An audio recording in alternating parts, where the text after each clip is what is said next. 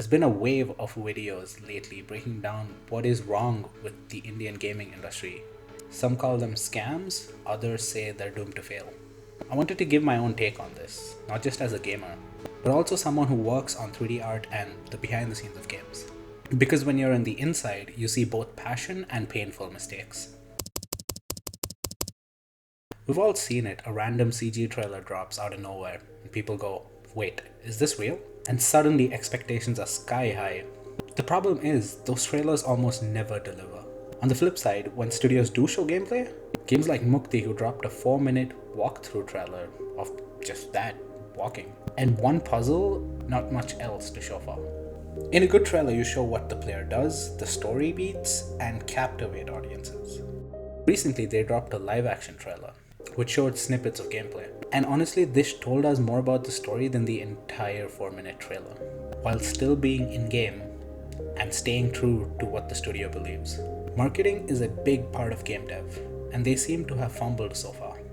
Here's the thing though, the devs have been open about taking inspiration from Firewatch.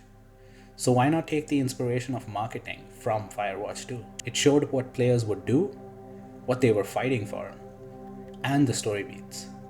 All done in a 2-minute trailer. It sold you on that truly desolate feeling of which players were instantly hooked and wanting more. You can show gameplay, and you should show gameplay, but when audiences leave with what even is this game by the end of the trailer, that's not a good sign. Don't get me wrong, it works for established titles, but for unknown or new IPs, it just doesn't.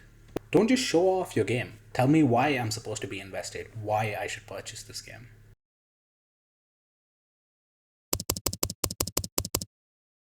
This is set to disappointing. Game dev is brutal. It needs time, money, polish, and all of the above, experience of shipping a game, which we lack. Mumbai Gullies is a prime example.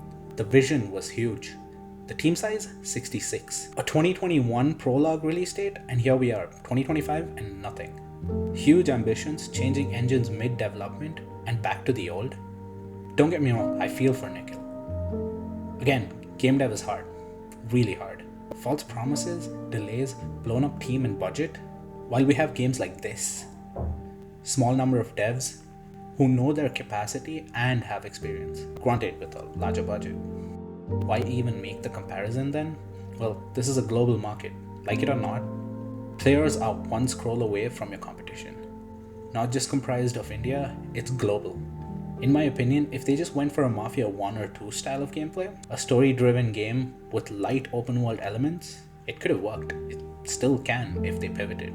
A tighter, more focused experience and still very Mumbai. Instead, they aimed for Everest without even climbing a hill. And now, they split focus on a second project? Why split your team when you're in financial trouble? That's not ambition, that's mismanagement. Unleash of Avatar is a perfect case. The devs have already made a game, which they use to show their credentials. But the thing is, it's small, it's rough, and it's on itch.io, and it may or may not have looked like an asset flip. Game dev isn't just about making games, it's about making experiences, optimization, bug fixing, marketing, and there's so much more. Now, whatever this is.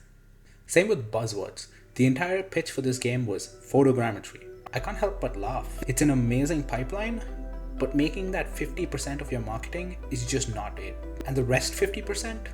It's Indian. Representation is amazing, but it can't just be the only selling point. This doesn't sell games globally. Good design, gameplay, and stories do. But all of this can be excused if it didn't have any repercussions. When a big project fails publicly, it doesn't just hurt the studios. It poisons the well for everyone else. Investors see struggle, they react, put it down as a risky investment. It's similar to what happened in esports. Remember Forsaken? Cheated at a CSGO LAN and destroyed the credibility of an entire scene. Years of progress gone overnight. An entire industry ruined by one bad actor. This one act took away the opportunity from a truly skilled and passionate player. So what does the industry actually need? Not GTA clones, not a Wukong ripoff, or any baseless marketing. We just need finished and polished experiences. Small games that prove we can deliver. Games like Hollow Knight and Celeste started tiny but grew into global hits. Even Raji didn't try to be a blockbuster, but it put India on the map because it was focused and finished. And that's how the industry can grow. Small wins stacked over time, building confidence with players and investors. I didn't make this video to dunk on any Indian devs. I make them because I care. A thriving industry in India benefits players, devs, artists, and studios.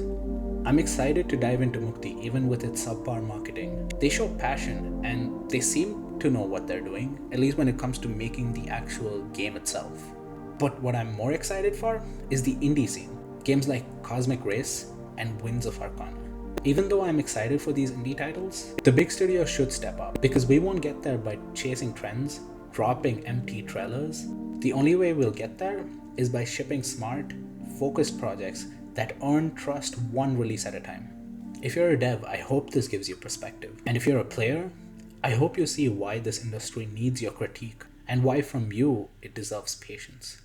I'll keep talking about stuff like this on my channel, so if you found this useful, you know what to do.